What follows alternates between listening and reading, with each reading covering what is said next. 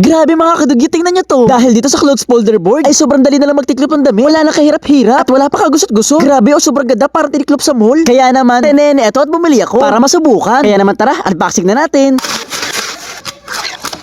Wow, so mga kadugyot, ganito pala itsura at ang size niya. Saktong-sakto ang isang pirasong damit. At mayroon nga din pala ito kasamang instructions. Para sa first timer na katulad ko, meron dito step by step. Step 1 ay patong ang damit. Step 2, tiglupin ang dulo ng laylayan. Step 3 to step 6, doon na titiglupin lahat. At yung step 7 naman, ang result. Tara, try na natin. Eto nga ang step 1 ay patong ang damit. Step 2, tiglupin ng tong dulo. Ipantay nyo sa board para saktong-sakto. Step 3, dito natin titiglupin. Start nga pala ako dito sa kanan. Turn on, itiglupin na rin natin dito sa kaliwa. Mapapansin dyan, meron pala konting sobra. Ang gagawin lang natin dyan, ititiklop lang ulit natin tong kana para pumantay na. O diba, pantay na? Ngayon, tiklupin naman natin itong ilalim. Ayun na nga pala yung last part. At ngayon, tignan na natin kung maayos nga ba ang pagkakatiklop. Nung binaligtad ko nga at tinignan ko. Wow, tignan nyo, sobrang ganda at sobrang linis. Pag pinakita ko to sa mama ko, di maniniwala yun ako nagtiklop neto. Sakto, puro t-shirt nga pala ang damit ko. Itiklopin ko na nga lahat. First step, ilagay. Tiklopin tong ilalim. Kailangan pantay. At next, i-fold na.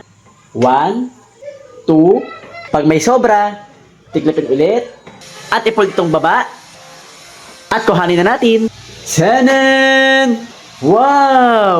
Oh, di ba mga kadigo, sobrang ganda, parang tiniklop sa mall. Eto naman last yung favorite t-shirt ko. Bago-bago pa nga ito, di ko pa nasusuotin. Grabe, ang ganda talaga ng tiklop ko. At eto na nga mga tiklop ko, sobrang ganda. Grabe, ang galing nitong clothes folder board. Dahil mabait akong anak at inspirasyon ako sa kabataan, magtiklop muna ako ng damit. Bye! Open na natin in 3, 2, 1! Wow! Grabe, ang cute! Ang cute! At dahil nga sa kakahil ko na inner child ko, ay kung ano-ano na itong nabili ko. Bumili pala ako nitong LED pixel display. Nakita ko lang dito sa iba, sobrang nakitan talaga ako. Hindi ko napigilan ng sarili ko at eto, napabili na rin ako. Mahilig din kasi ako sa mga cute na bagay. O siya, eto, natanggal ko na sa plastic. Tara, try na natin. Open na natin in 3, 2, 1!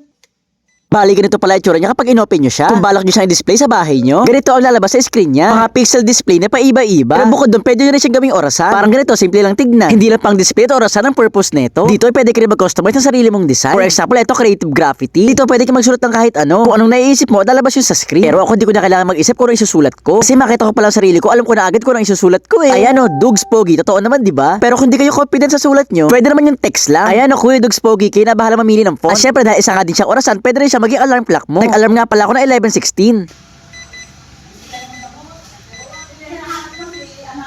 O, diba, sure ako magigising ka dito. Sa personal ay malakas ang sounds nito. Siyempre, hindi lang yun, pwede nga rin pala siya maging timer or stopwatch kung naman tawag dito. Eto pa, malapit, pwede rin siya maging scoreboard, lalo na kung naglalaro ka ng basketball o kaya volleyball. O, diba, kahit malayo, pwede ka magpalit ng score. Di ka nalalapit. Pero siyempre, ako gusto ko talaga ay simple lang. Display ko nga pala siya para maging orasan. Sinet ko siya sa 11:40 dahil 11:40 na. At dahil Bermas na, ginawa ko Christmas ang theme. Ayan, on November 25, Tuesday. At 11:41 na ng tanghali. At kung alas sa mga kinabahay gusto nyong i-off, click lang yung din yung on button para ma-off. O, diba, ganun lang kasimple. Yeah!